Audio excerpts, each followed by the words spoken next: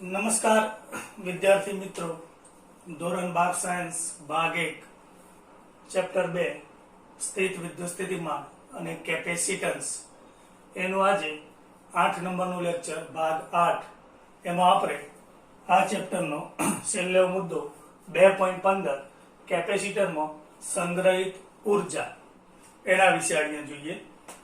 તો કેપેસિટર પર વિદ્યુત ભાર પ્રસ્થાપિત કરવા માટે વિદ્યુત ભાર પર કંઈક કાર્ય કરવું પડે છે. કેપેસિટર પર વિદ્યુત ભાર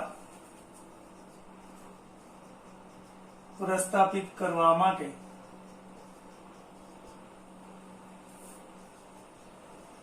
કાર્ય કરવું પડે છે અને આ કાર્ય એ વિદ્યુત ભારને સ્થિતિ ઉર્જા સ્વરૂપે મળે છે. એટલે કે વિદ્યુત ભારમાં એ સ્થિતિ ઉર્જા સ્વરૂપે સંગ્રહ પામે છે અને એને જ આપણે કેપેસિટરની સંગ્રહિત સ્થિતિ ઉર્જા તરીકે ઓળખીએ છીએ. એટલે સ્થિતિ ઉર્જાને જ કેપેસિટરની ઉર્જા તરીકે ઓળખવામાં આવે છે. એટલે કાર્ય પ્રસ્થાપિત થયેલ વિદ્યુત ભારને આ કાર્ય પ્રસ્થાપિત થયેલ વિદ્યુત ભારને સ્થિતિ ઉર્જા સ્વરૂપે મળે છે.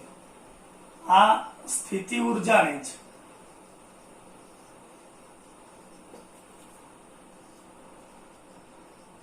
કેપેસિટરની ઉર્જા કહે છે. ધારો કે કોઈ સમાંતર પ્લેટ કેપેસિટર આપણે લઈ લઈએ અને આ સમાંતર પ્લેટ કેપેસિટરની દરેક પ્લેટ પરનો વિદ્યુત ભાર આપણે Q જેટલો લઈએ. ધારો કે કોઈ સમાંતર પ્લેટ કેપેસિટરનો વિદ્યુત ભાર કેપિટલ Q છે. અહીંયા કેપેસિટરની બંને પ્લેટો એ પરસ્પર એકબીજાના વિદ્યુત ક્ષેત્રમાં રહેલી હોય છે. એટલે અહીંયા આપણે લખી શકીએ કે કેપેસિટરની આ સ્થિતિમાં કેપેસિટરની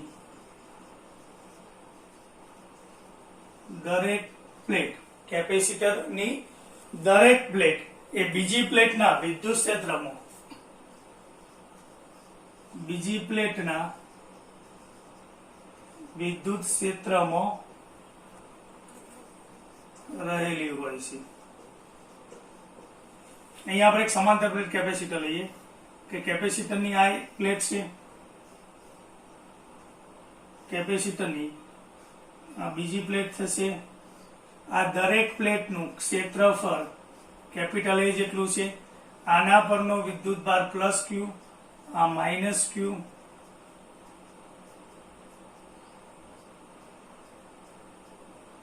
બે પ્લેટ વચ્ચેનું અંતર સ્મોલ d લઈ લઈએ આપણે. તો હવે મિત્રો સમજવાનું એ છે કે ઋણ પ્લેટ ના વિદ્યુત ક્ષેત્રમાં ધન પ્લેટ રહેલી છે, ધન પ્લેટના વિદ્યુત ક્ષેત્રમાં ઋણ પ્લેટ રહેલી છે. તો ચેપ્ટર 1 માં આપણે ગાઉસના નિયમના ઉપયોગો જોયા. એમાં બીજો ઉપયોગ કે કોઈ એક વિદ્યુત ભારિત સમતલ આપણને આપેલું હોય તો એનાથી ઉદ્ભવતું વિદ્યુત ક્ષેત્ર એ E બરાબર સિગ્મા બાય 2 એપ્સિલોન નોટ આપણે લઈએ છીએ.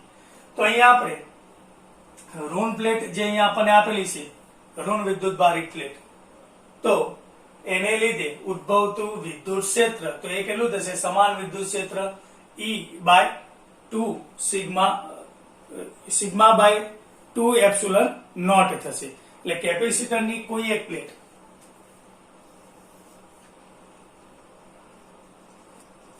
કેપેસિટરની એક પ્લેટ એમાં આપણે ઋણ પ્લેટ લઈએ વડે ઉદ્ભવતું સમાન વિદ્યુત ક્ષેત્ર E બરાબર સૂત્ર પ્રમાણે સિગ્મા બાય 2 એપ્સિલોન નોટ લઈએ. જ્યાં સિગ્મા આપણને એ પૃષ્ઠ વિદ્યુતભાર ઘનતા આપેલી છે, જેનું મૂલ્ય સિગ્મા બરાબર ક્યુ બાય એ થશે. એ કેપિટલ એ એ દરેક પ્લેટનું ક્ષેત્રફળ આપણને દર્શાવે છે. હવે આ પ્લેટ પરનું સ્થિતિમાન યાદચ્છિક રીતે ઋણ પ્લેટ પરનું સ્થિતિમાન આપણે કે આ પ્લેટ પરનું વિદ્યુત સ્થિતિમાન યાદચ્છિક રીતે શૂન્ય લઈ લઈએ. શૂન્ય લેતા આ પ્લેટ પરનું વિદ્યુત સ્થિતિમાન જો આપણે શૂન્ય લઈ લઈએ તો એનાથી ડી અંતરે રહેલી બીજી પ્લેટ એટલે ધન પ્લેટ લેતા તેનાથી ડી અંતરે રહેલી બીજી પ્લેટ કઈ થશે? ધન વિદ્યુત ભારિત પ્લેટ નું વિદ્યુત સ્થિતિમાન સૂત્ર વિદ્યુત સ્થિતિમાનનું V બરાબર E ઇન્ટુ ડી થશે. E ની કિંમત ઉપરથી મૂકી દઈએ તો sigma by 2 epsilon naught into D અહીંયા આપણને મળશે.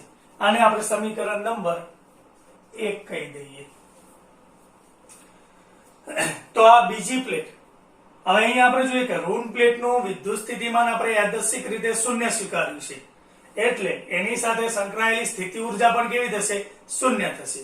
તો એનાથી ડી અંતરે રહેલી બીજી પ્લેટનું વિદ્યુત સ્થિતિમાન આટલું છે, તો આ ડી અંતરે રહેલી ધન પ્લેટની સ્થિતિ ઉર્જા કેટલી થશે?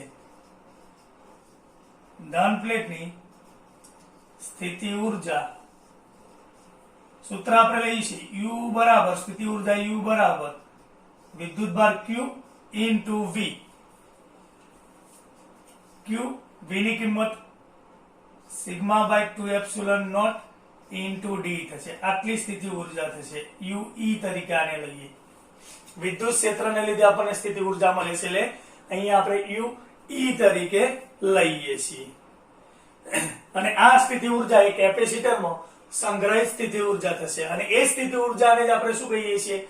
કેપેસિટરની ઉર્જા તરીકે ઓળખીએ છીએ. એટલે આ જ કેપેસિટરની ઉર્જા થશે. હવે અહીંયા UE બરાબર સિગ્માની જગ્યાએ Q બાય એ મૂકી દઈએ આપણે. તો અહીંયા Q છે, અહીંયા Q 2 એપ્સિલોન નોટ એ, એટલે આ Q બાય એ આપણે સિગ્માની જગ્યાએ મૂકીએ છીએ, અને ઇન્ટુ અહીંયા ડી થશે. એટલે UE બરાબર Q સ્ક્વેર 2 એપ્સિલોન નોટ એ, આ ગુણાકારમાં ડી છે, એને નીચે લાવી દઈએ એટલે ભાગાકાર થઈ જશે. તો સમાંતર પ્લેટ કેપેસિટરનું સૂત્ર આપણને ખબર છે, C બરાબર epsilon naught A by D લઈએ. તો આ epsilon naught A by D ની જગ્યાએ આપણે C મૂકી શકીએ. એટલે UE બરાબર Q સ્ક્વેર બાય 2C. આ આપણને કેપેસિટરની ઉર્જાનું સૂત્ર મળ્યું. એના આપણે જુદા જુદા સ્વરૂપમાં પણ લખી શકીએ. અહીંયા Q અને C સ્વરૂપમાં સ્થિતિ ઉર્જાનું સ્વરૂપમાં આપેલું છે. UE બરાબર Q સ્ક્વેર બાય 2C. એને બીજા સ્વરૂપમાં પણ આપણે લખી શકીએ. બીજા સ્વરૂપમાં લખવું હોય તો Q બરાબર આપણને ખબર છે C ઇન્ટુ V. તો એ કિંમત અહીંયા મૂકી દઈએ તો UE બરાબર Q ની જગ્યાએ CV એટલે Q સ્ક્વેર છે, એટલે C square V square by 2C. એટલે અહીંયા આ એક C નીકળી જશે, એટલે 1/2 CV સ્ક્વેર. તો આ બીજા સ્વરૂપનું સૂત્ર થશે. હજુ ત્રીજા સ્વરૂપનું સૂત્ર આપણે મેળવી શકીએ. અહીંયા Q અને C સ્વરૂપમાં આપેલું છે, C અને V ના સ્વરૂપમાં આપેલું છે. ત્રીજા સ્વરૂપનું સૂત્ર પણ અહીંયા આપણે મૂકી શકીએ. તો એમાં આપણે C બરાબર Q બાય V આ સૂત્રની જગ્યાએ અથવા આની જગ્યાએ મૂકી દઈએ તો UE બરાબર Q સ્ક્વેર 2 અને C ની જગ્યાએ શું મૂકીશું? Q by V. એટલે અહીંયા Q બાય V લઈએ. આ એક Q ઉડી જશે અને V ઉપર જશે, એટલે UE બરાબર QV બાય 2. આ ત્રણેય સ્વરૂપના સૂત્રો આપણે સ્થિતિ ઉર્જાના લઈ શકીએ છીએ, કેપેસિટરની ઉર્જા તરીકે એને ઓળખી શકીએ. તો આ ત્રણેય સ્વરૂપ એક્ઝામ્પલમાં ઉપયોગી છે. એક્ઝામ્પલમાં જે રીતના આપણને એના ડેટા વેલ્યુ આપેલી હોય એ પ્રમાણે લઈ તો જો આપણને Q અને V ની વેલ્યુ આપી હોય, Q અને C ની આપેલી હોય, C અને V ની આપેલી હોય, તો એના ઉપરથી આપણે એની સ્થિતિ ઉર્જા મેળવી શકીએ છીએ. તો આ ત્રણેય સ્વરૂપ તમને બરાબર સમજાઈ ગયા હશે. UE બરાબર Q²/2C 1/2 CV² is equal to આપણે QV/2 લખી શકીએ. તો આને જ આપણે કેપેસિટરમાં સંગ્રહિત ઉર્જા, કેપેસિટરની ઉર્જા તરીકે ઓળખીએ છીએ. હવે ત્યારબાદ આપણે આ સૂત્ર મિત્રો આપણે મેળવેલું છે સમાંતર પ્લેટ કેપેસિટર માટે, પણ આ સૂત્ર જે છે એટલે આ સ્થિતિ ઉર્જાનું સૂત્ર એ કોઈ પણ સ્વરૂપનું, કોઈ પણ પ્રકારનું આપણને કેપેસિટર આપેલું હોય તો એના માટે પણ સાચું છે. હવે આગળ આપણે એકમ કદ દીઠ કેપેસિટરની ઉર્જા વિશે જોઈએ, એટલે કે એની ઉર્જા ઘનતા વિશે જોઈએ.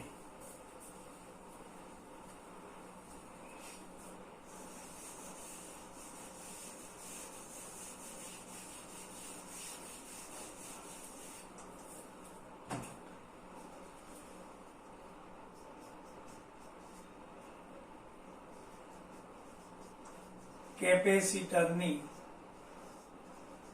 ઉર્જા ઘનતા.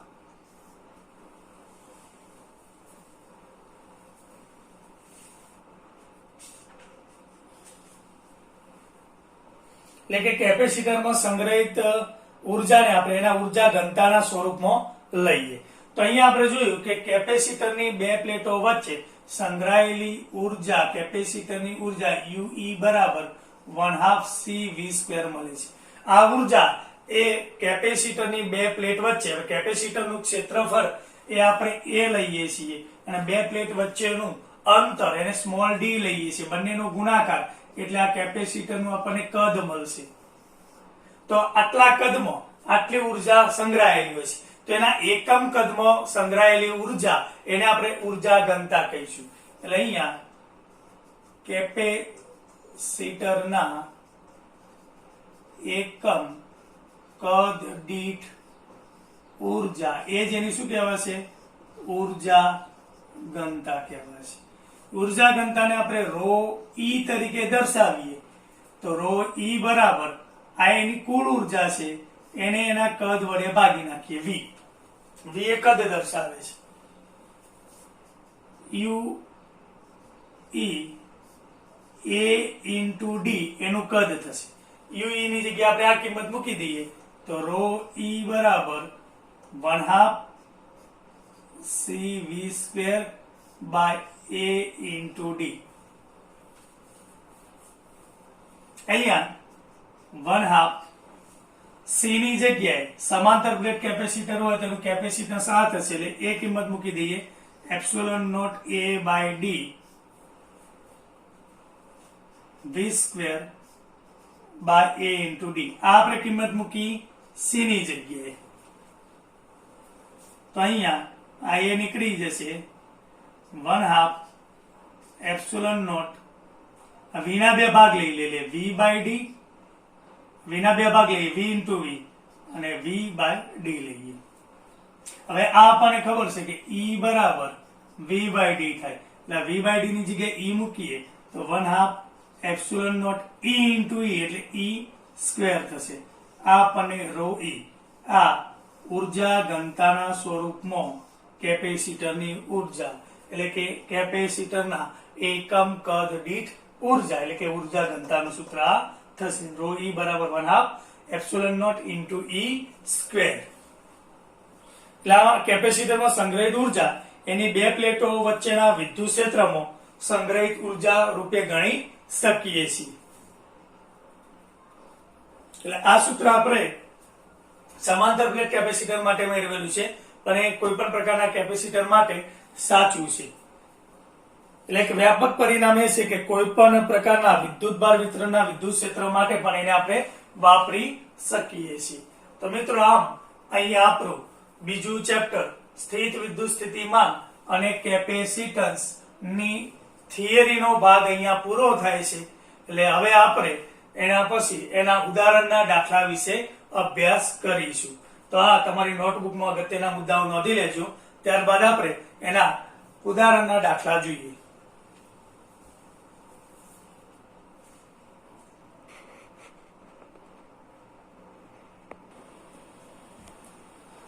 હવે મિત્રો આપણે બીજા ચેપ્ટરના ઉદાહરણના દાખલાની શરૂઆત કરવા જઈ રહ્યા છીએ. અહીંયા જે ગણતરી વાળા એક્ઝામ્પલ હશે બોર્ડ ઉપર આપણે ગણીશું. કેટલાક એક્ઝામ્પલ એ થિયરી બેઝ હશે, થિયરી ઉપરથી આપણે એની ચર્ચા કરી અને સમજી શકીએ છીએ. તો એની એ પ્રમાણે આપણે રજૂઆત કરીશું. એમાં પહેલું એક્ઝામ્પલની રકમ હું અહીંયા વાંચું છું. તમારી જોડે ટેક્સ્ટ બુક હશે તો ટેક્સ્ટ બુકની અંદર એ રકમ બરાબર સમજી લેજો. ઉદાહરણ 2.1 એમાં એ આપણને આપેલું છે પહેલું કે 4 × 10⁻7 કુલમ વિદ્યુત ભારથી 9 સેન્ટીમીટર દૂર આવેલા P બિંદુએ સ્થિતિમાનની ગણતરી કરો. એટલે અહીંયા આપણે જોઈએ કે વિદ્યુત ભાર કેટલો આપેલો છે A, એની ગણતરી કરીએ છીએ આપણે આન્સર કે વિદ્યુત ભાર Q નું મૂલ્ય આપણને 4 × 10⁻7 કુલમ વિદ્યુત ભાર આપણને આપેલો છે. આ વિદ્યુત ભાર થી 9 સેન્ટીમીટર દૂર આવેલા, ધારો કે અહીંયા વિદ્યુત ભાર Q છે, અહીંથી R બરાબર 9 સેન્ટીમીટર દૂર આવેલા P બિંદુ પાસે વિદ્યુત સ્થિતિમાન કેટલું, એટલે અહીંયા P બિંદુ પાસે આપણે એનું વિદ્યુત સ્થિતિમાન Vp મેળવવું છે. તો વિદ્યુત સ્થિતિમાન નું સૂત્ર યાદ કરો. વિદ્યુત સ્થિતિમાન Vp બરાબર KQ/R, આ એનું સૂત્ર છે. આની અંદર સીધી કિંમત જ મૂકી દેવાની છે. K ની કિંમત આપણને સીધી ખબર હશે એટલે સીધો જ આપણે એનો ઉપયોગ કરી શકીએ. Q આપણને આપી દીધો, R પણ આપેલો છે, સેન્ટીમીટર છે, એના આપણે 9 × 10⁻², મીટરમાં રૂપાંતર કરી નાખીએ. તો K ની કિંમત 9 × 10⁹, Q ની કિંમત 4 × 10⁻7 કુલમ બાય R એ 9 × 10⁻². આ 9 તો સીધા જ નીકળી જશે એટલે ઉપર 4, 10 ની ઘાતાંક નું સાદું રૂપ આપીએ આપણે તો 9 - 7 એટલે 9/7 જશે એટલે 2, અને આ ઉપર જશે એટલે પ્લસ થઈ જશે એટલે 4 ઘાત Vp, અને વિદ્યુત સ્થિતિમાન છે એટલે એનો એકમ વોલ્ટ થશે એટલે 4 × 10⁴ વોલ્ટ આપણને મળશે. બી જોઈએ. આ એક્ઝામ્પલ નો બીજો ભાગ. તો એમાં આપણને આપેલું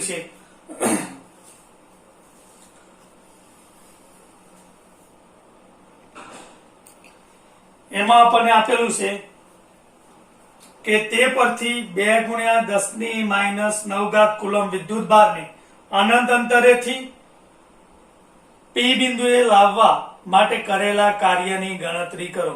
શું જવાબ વિદ્યુત ભારને જે માર્ગે લાવવામાં આવે છે, આનો જવાબ વિદ્યુત ભારને આપણે જે માર્ગે લાવીએ છીએ એ માર્ગ ઉપર આધાર રાખે છે. તો પહેલા આપણે કાર્ય મેળવી દઈએ કે ધારો કે આ P બિંદુ થી અનંત અંતરે Q' વિદ્યુત ભાર જેનું મૂલ્ય 2 × 10⁻9 કુલમ આપણને આપેલું છે, એ વિદ્યુત ભારને આપણે P બિંદુ પાસે લાવવો છે. તો એ દરમિયાન થયેલું કાર્ય બરાબર Q' × V થશે. વિદ્યુત ભાર ગુણ્યા એ બિંદુ પાસેનું વિદ્યુત સ્થિતિમાન થશે.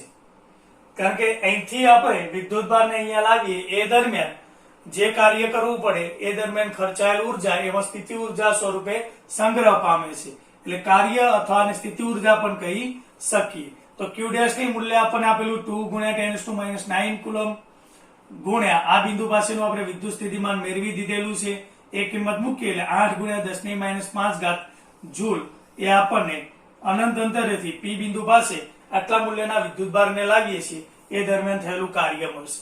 હવે આ કાર્યનું મૂલ્ય એ વિદ્યુત ભારને આપણે જે માર્ગે ગતિ કરાવીને P બિંદુ પાસે લાવીએ છીએ એના પર આધાર રાખે છે.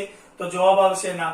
કારણ કે આ ચેપ્ટરની જે શરૂઆત આપણે કરી તો પહેલી જ થિયરી આપણે શીખ્યા હતા કે આપેલા વિદ્યુત ક્ષેત્રમાં વિદ્યુત ભારને એક બિંદુએથી બીજા બિંદુએ લઈ જવા માટે કરવું પડતું કાર્ય એ માત્ર એના પ્રારંભિક ને અંતિમ સ્થાન પર આધાર રાખે છે. એને આપણે કયા માર્ગે લઈ જઈએ છીએ માર્ગ પર આધારિત નથી, એટલે અહીંયા જવાબ ના આવશે કે આ કાર્યનું મૂલ્ય એ વિદ્યુત ભારને આપણે જે માર્ગે ગતિ કરાવીએ છીએ એ માર્ગ પર આધારિત નથી, અને ગમે તે માર્ગે લઈ જઈએ કાર્યનું મૂલ્ય આપણને આ જ મળશે.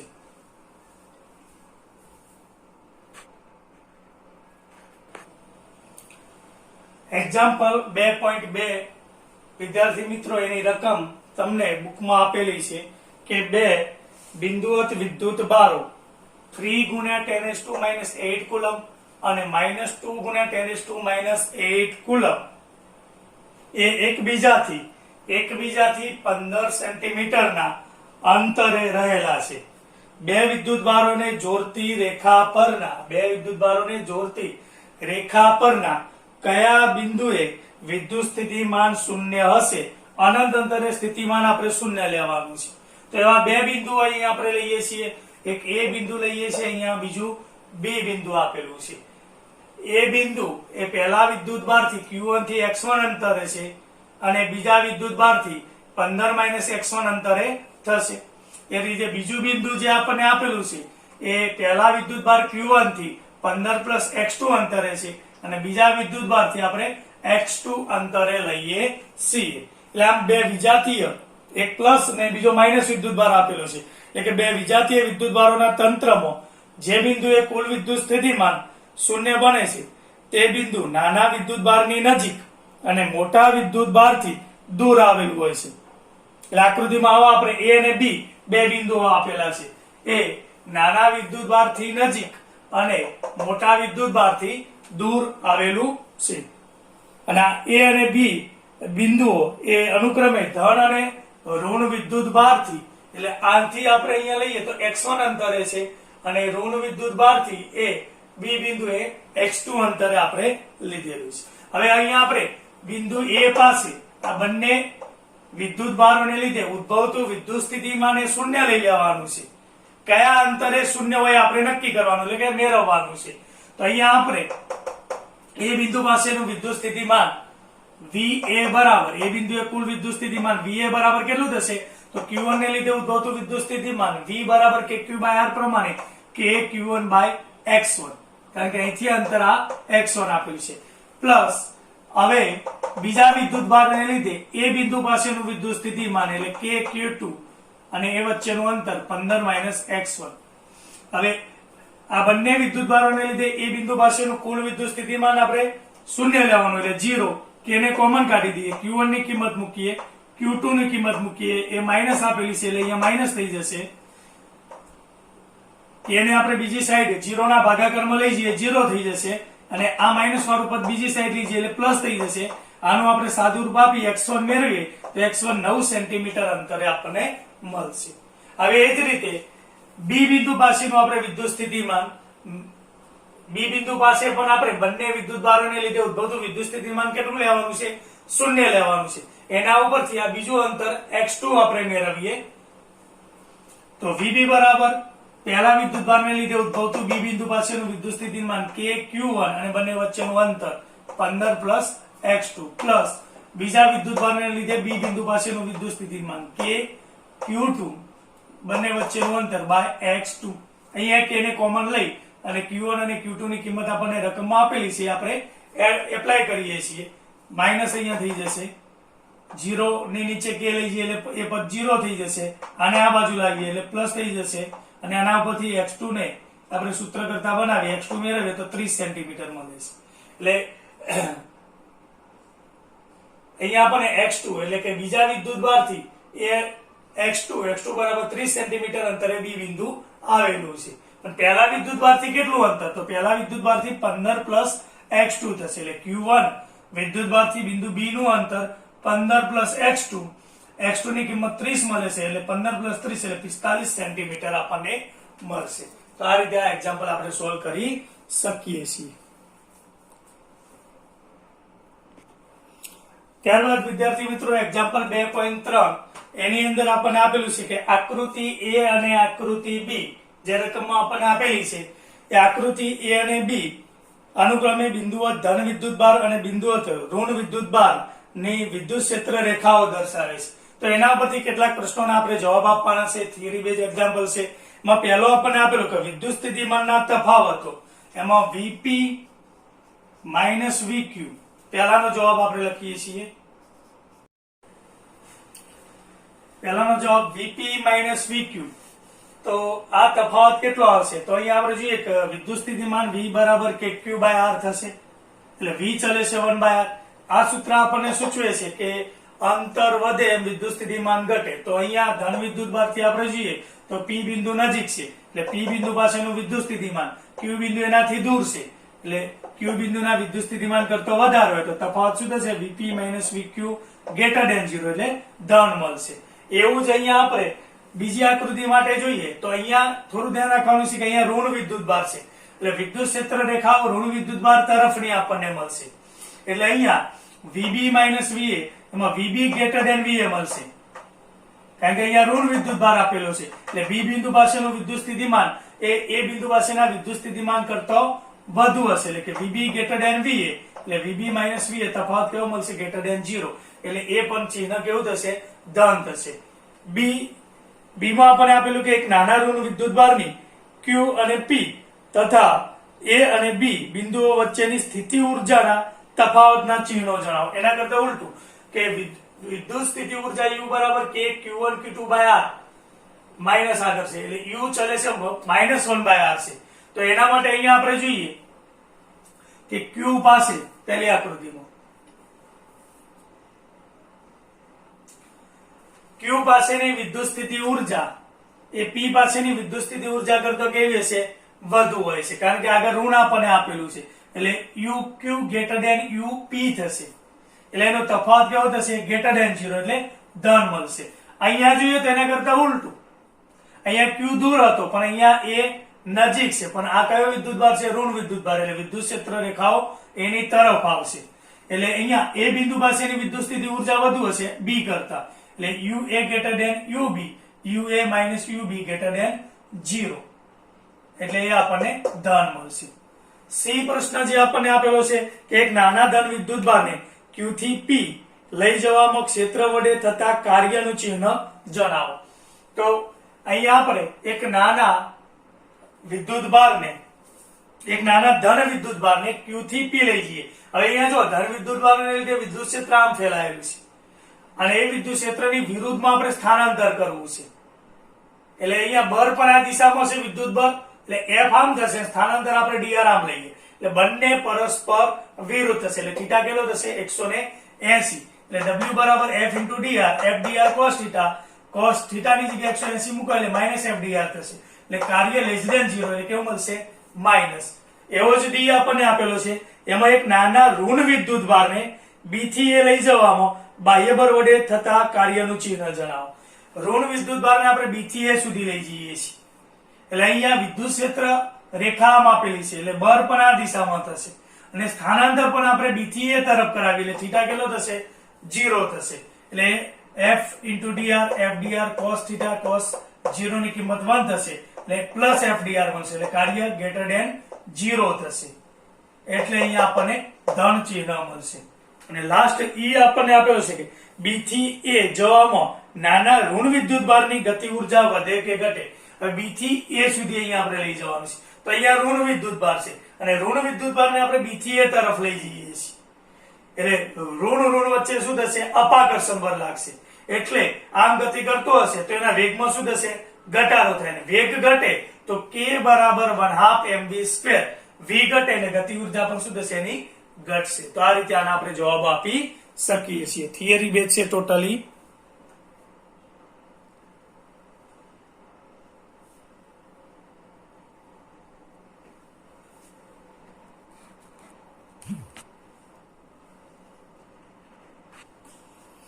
ત્યારબાદ આગળનું એક્ઝામ્પલ ઉદાહરણ 2.4 એની રકમ આપણને આપેલી છે કે આકૃતિમાં દર્શાવ્યા મુજબ સ્મોલ d જેટલી બાજુવાળા ચોરસ ABCD ના શિરોબિંદુઓ પર 4 વિદ્યુતભારો ગોઠવેલ છે. તો એમાં આ ગોઠવણી પ્રાપ્ત કરવા માટે જરૂરી કાર્ય શોધો. બીજું આપેલું 4 વિદ્યુતભારોને તે શિરોબિંદુ પર જકડી રાખીને વિદ્યુતભાર Q0 ને ચોરસના કેન્દ્ર પર લાવવામાં આવે છે તો આ માટે વધારાનું કેટલું કાર્ય જરૂરી છે એ અહીંયા આપણે શોધવાનું છે. તો મિત્રો પહેલો જે આપણને એ આપેલો છે કે આ ગોઠવણી પ્રાપ્ત કરવા માટે જરૂરી કાર્ય શોધો. તો અહીંયા આપણને ચોરસ ABCD આપેલું છે. A ઉપર +Q વિદ્યુતભાર, B ઉપર -Q, C ઉપર +Q અને D ઉપર -Q આપેલો છે અને દરેક બાજુની લંબાઈ આપણને D આપેલી છે એટલે કે આ વિકિરણની લંબાઈ કેટલી થશે તો અહીંયા શોધી દીધી છે કે પાયથાગોરસના નિયમ પ્રમાણે AC² બરાબર AD² પ્લસ CD² આવશે એટલે કે D² + D² 2D² એટલે BD અથવા AC આ બાજુ કે આ બાજુ એની લંબાઈ કેટલી થશે √2 × D. તો અહીંયા જેટલી જોડ બને છે એ બધી અહીંયા ટોટલ કાર્યમાં આપણે લઈશું કે કુલ કાર્ય કેટલું થશે, તો કેટલી જોડ થશે, તો અહીંયા એક 1 અને 2, 1 3, 1 4, 2 3, 2 4 અને 3 4 એ રીતના આપણે લઈ શકીએ છીએ.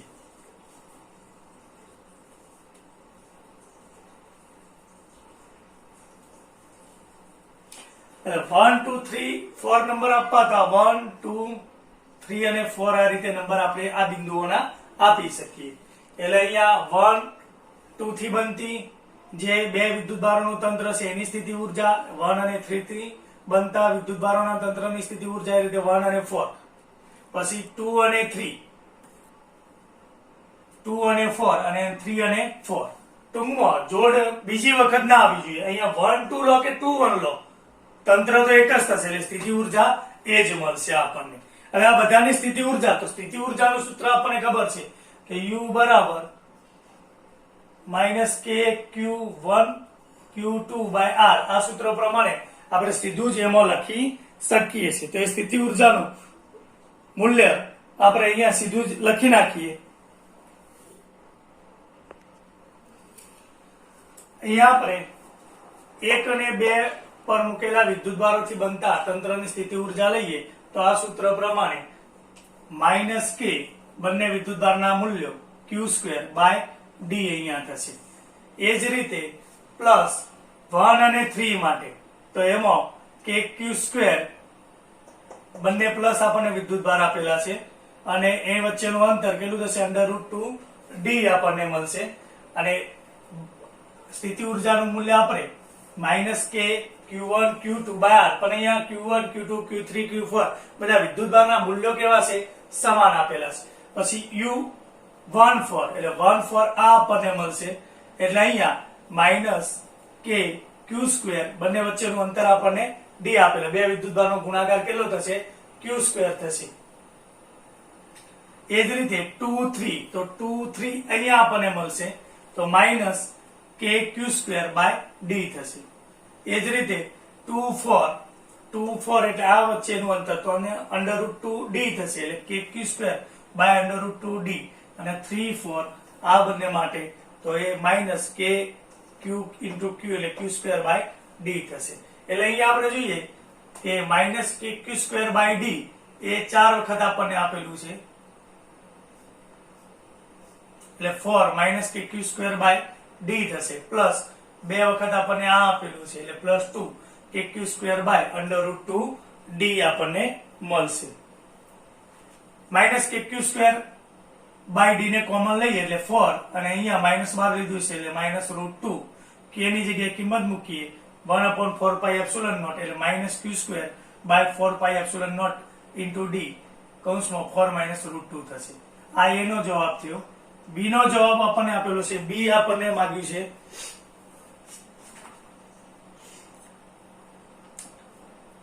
કે 4 વિદ્યુતભારોને તે શિરોબિંદુઓ પર જકડી રાખીને વિદ્યુતભાર q0 ને ચોરસના કેન્દ્ર પર લાવવામાં આવે છે. તો આ માટે વધારાનું કેટલું કાર્ય જરૂરી છે.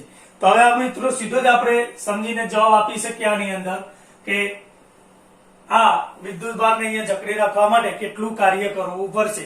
તો હવે અહીંયા આપણે જોઈએ છીએ કે a અને c જે આપેલું ત્યાં ધન વિદ્યુતભાર મૂકેલા છે, b અને d આગળ ઋણ વિદ્યુતભાર મૂકેલા છે, કારણ કે કાર્ય બરાબર વિદ્યુતભાર ઇન્ટુ વિદ્યુત સ્થિતિમાન થશે. એટલે આ બિંદુ પાસેનું વિદ્યુત સ્થિતિમાન કેટલું થાય, તો આ બંનેને લીધે ઉદ્ભવતું વિદ્યુત સ્થિતિમાન જેટલું હશે પ્લસ, એટલું જ આ બંનેને લીધે ઉદ્ભવતું વિદ્યુત સ્થિતિમાન એ બિંદુ આગળનું માઇનસ થશે. એટલે પરિણામી વિદ્યુત સ્થિતિમાન અહીંયા કેટલું થશે, 0 થશે.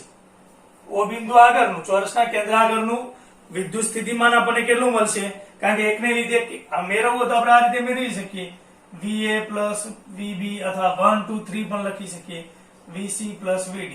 ધારો કે આને લીધે kq by r મળશે, તો અહીંયા માઇનસ વિદ્યુતભાર -kq by r, અહીંયા પ્લસ kq by r અને અહીંયા પાછો -kq by r. એટલે ટૂંકમાં ઉડી જશે એટલે આ 0 મળશે, અને આ 0 મળે તો કાર્ય પણ કેટલું થશે, 0 થશે. એટલે કે ચોરસના કેન્દ્ર પર 4 વિદ્યુતભારોને લીધે જે આપણને તંત્ર બનેલું છે એમાં શિરોબિંદુ ઉપર જકડી રાખીને વિદ્યુતભારને ટૂંકમાં વિદ્યુતભારોને અહીંયા જકડી રાખી અને Q0 વિદ્યુતભારને ચોરસના કેન્દ્ર E ઉપર મૂકવા માટે કરવું પડતું વધારાનું કાર્ય કેટલું થશે? 0 થશે. તો આ રીતે આ એક્ઝામ્પલ આપણે સમજી શકીએ છીએ. તો અહીંયા સુધી આ મિત્રો આજે આપણે રાખીએ છીએ. નેક્સ્ટ લેક્ચરમાં આપણે આનાથી આગળ ઉદાહરણના એક્ઝામ્પલ સમજીશું. Thank you.